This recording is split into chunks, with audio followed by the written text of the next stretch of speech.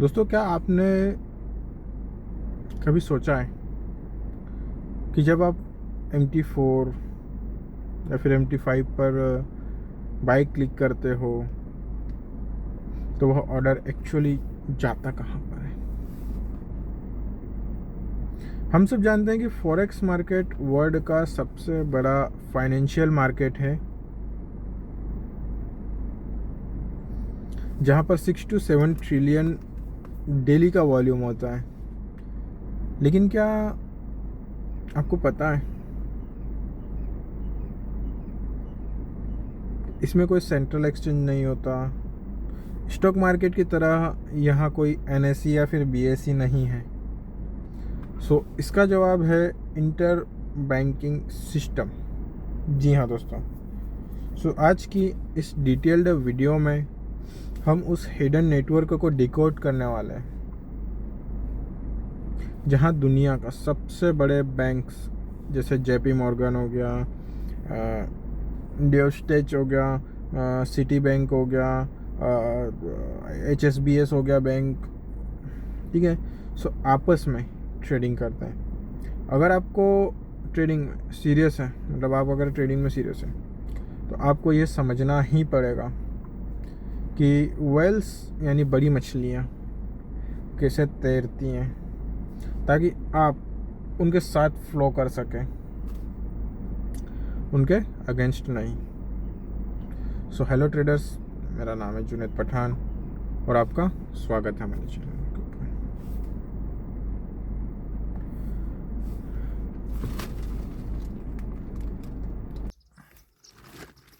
दोस्तों, आज की जो वीडियो है वो है बिगिनर्स के लिए नहीं। आज हम रिटेल सरफेस के नीचे जाएंगे और डीप ओशियन को एक्सप्लोर करेंगे। वेल्स तैरती है। आज हम बात करेंगे कि बैंक असल में ट्रेडिंग कैसे करती है। आपके मेटा ट्रेडर यानी MT से 100x तेज है। सबसे इम्पोर्टेंट में आपको आपका ब्रोकर सच में ऑर्डर्स को इंटर बैंकिंग तक भेज रहा है या नहीं। अगर आप ट्रेडिंग को अपना करियर बनाना चाहते हो तो वीडियो का सिस्टम समझना पड़ेगा, ठीक है। तो दोस्तों, the structure means the tier hierarchy. दोस्तों, जो ये सिस्टम है वो 3 टीयर्स में बचा हुआ है। पहला टीयर में है मेजर बैंक्स, जैसे सिटी बैंक हो गया, ड्यूस्टेच बैंक हो गया, JP मॉर्गन, UBS बैंक हो गया। टीयर 2 मतलब रीजनल बैंक्स, जैसे हेड्स फंड्स हो गए, आपका ECN हो गया, या फिर कर्नेक्स अपेक्स हो गया।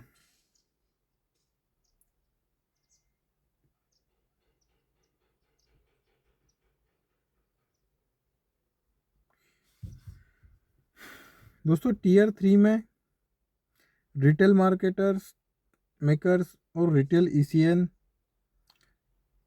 और बेस जो होता है वो होता है रिटेल ट्रेडर्स, जैसे आप और मैं।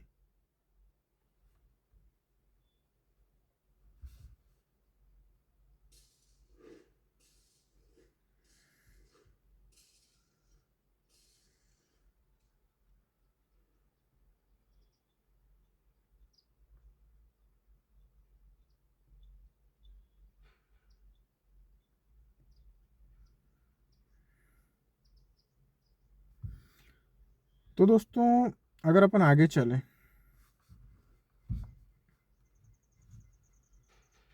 तो इंटर बैंक जो होता है वो मार्केट को समझने के लिए हमें हियरची पिरामिड को समझना होगा। फॉरेक्स मार्केट डिसेंट्रलाइज है, मतलब ये नेटवर्क ऑफ नेटवर्क है, नेटवर्क ऑफ नेटवर्क से। द टॉप टीयर की बात करूं तो इस पिरामिड के टॉप पर बैठे हैं बैंक्स, दुनिया के सबसे बड़े बैंक्स इन्हीं में द फ्लो मॉन्स्टर्स भी कहते हैं। ये बैंक्स मार्केट का 50% टू 70% वॉल्यूम कंट्रोल करते हैं। ये किसी एक्सचेंज पर ट्रेड नहीं करते हैं, ये आपस में डायरेक्ट ट्रेड करते हैं। इसे हम कहते हैं बिलैटरल रिलेशनशिप। एग्जाम्पल, अगर ड्यूच बैंक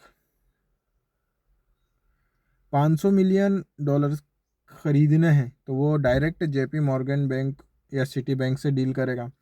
सो इनके बीच कोई ब्रोकर नहीं होता। सो इनकी स्पीड ऑलमोस्ट ज़ीरो होती है।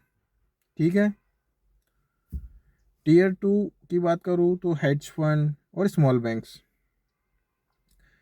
इसके नीचे आते हैं छोटे बैंक्स, जैसे कमर्शियल कंपनी जैसे एप्पल, टेस्ला, जो बिजनेस के लिए करेंसीज कन्वर्ट करते हैं, और बड़े हेज फंड्स।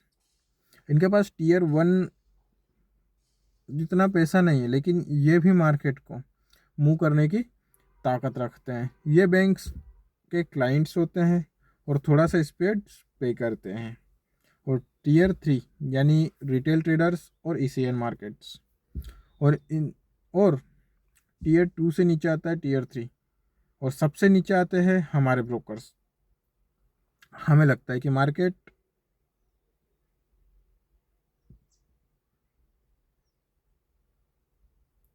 हम चला रहे हैं, पर ये सच नहीं है। हम इस पूरे समुंदर में प्लेनकोट हैं।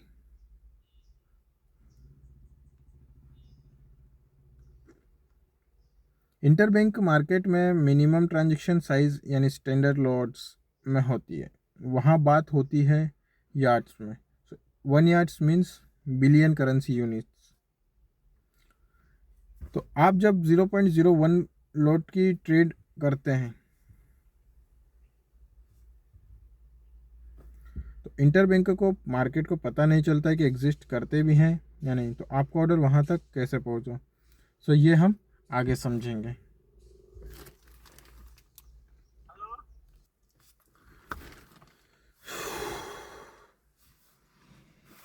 अब एक बहुत सा टेक्निकल सवाल है, ये बैंक ट्रेड करते कहाँ हैं?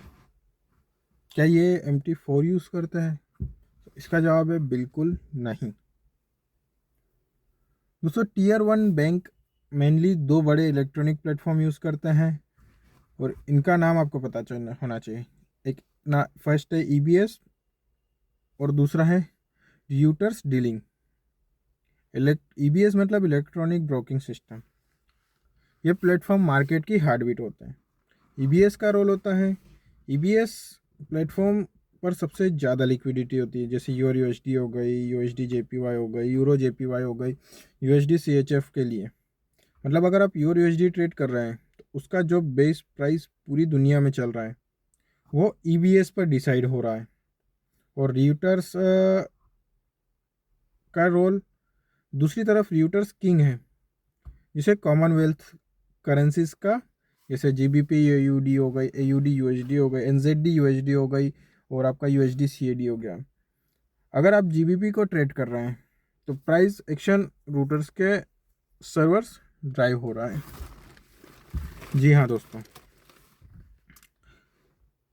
एल्गो और हाई टाइम फ्रेम्स, इन प्लेटफॉर्म्स पर इंसान कम और रोबोट्स ज़्यादा ट्रेड करते हैं। इन्हें हम हाई टाइम फ्रेम यानी हाई फ्रीक्वेंसी ट्रेडिंग भी कहते हैं, एल्गोरिदम्स कहते हैं। और ये एल्गो मिली सेकेंड्स में न्यूज़ को रीड करके और एग्जीक्यूट कर देता है। इसलिए जब NFP यानी नॉन फॉर्म पेरोल आता है, तब आप देखते हैं कि मार्केट 1 सेकंड में 50 पिप्स मूव कर गई। वो इंसान नहीं कर रहे हैं, वो कर रहे हैं इंटर बैंक का एल्गोरिदम है, जो EBS और रियूटर्स पर लिक्विडिटी खींच रहा है। सो रिटेल ट्रेडर्स का होने के नाते हमारे चार्ट्स पर जो प्राइस आता है वो इन्हीं प्लेटफॉर्म का इको होता है, जो थोड़ा सा लेट पहुंचता है। इंटरबैंक मार्केट का सबसे बड़ा राज वो है जो चार्ट पर नहीं दिखता, credit line. Forex market trust पर चलता है। मान लीजिए कि बैंक ए ने बैंक बी को डील किया, सो डील इलेक्ट्रॉनिक हुई, लेकिन सेटलमेंट यानी पैसा ट्रांसफ़र तो बाद में होगा। सो यूजुअली 1 से 2 दिन का टाइम फ्रेम लगता है। अगर बैंक बी कल बैंकरप्ट हो गया तो बैंक ए का पैसा डूब जाएगा। इसलिए हर बड़ा बैंक दूसरे बैंक के लिए एक क्रेडिट लिमिट सेट करता है। एग्जाम्पल, सिटी बैंक जो है वो मैं डिस्ट्रिक्ट बैंक के साथ 1 बिलियन तक का ट्रेड करूँगा, उससे ऊपर नहीं। ठीक है। और जब मार्केट क्रैश होता है तब क्या होता है, याद कीजिए कि 2008 में जो क्राइसिस आया था या फिर कोविड का स्टार्ट जो था, मार्केट में लिक्विडिटी सूख गई थी, स्प्रेड्स बहुत बढ़ गए थे। तो ऐसा क्यों हुआ? क्योंकि बैंक्स ने एक दूसरे पर भरोसा करना बंद कर दिया था। उन्होंने अपनी क्रेडिट लिमिट खींच ली। जब टीयर 1 बैंक्स आपस में ट्रेड नहीं करें तो नीचे हमारे रिटेल ब्रोकर्स को जो प्राइस मिलना बंद हो जाता है। So result slippage, huge spreads और फ्लैश क्रैशेस देखने को मिलते हैं। तो अगली बार जब आपका ब्रोकर स्प्रेड बढ़ाकर न्यूज़ का टाइम, तो ब्रोकर को गाली मत दीजिए, समझ लीजिए कि ऊपर इंटर बैंकिंग मार्केट में बैंक्स ने सप्लाई को रोक दिया है। ठीक है। तो दोस्तों यही था हमारा छोटा सा एक वीडियो जिसमें हमने आपको समझाया इंटर बैंकिंग का सिस्टम। ठीक है। आई होप आपको वीडियो इन्फॉर्मेटिव लगी होगी। अगर वीडियो इन्फॉर्मेटिव लगी हो तो प्लीज़ वीडियो को लाइक कर दीजिए, चैनल पर नया हो तो चैनल को सब्सक्राइब कर दीजिए, बेल आइकन ज़रूर दबा दीजिए ताकि आने वाली वीडियो कोई मिस ना हो जाए आपसे। मिलते हैं नेक्स्ट वीडियो में। जय हिंद।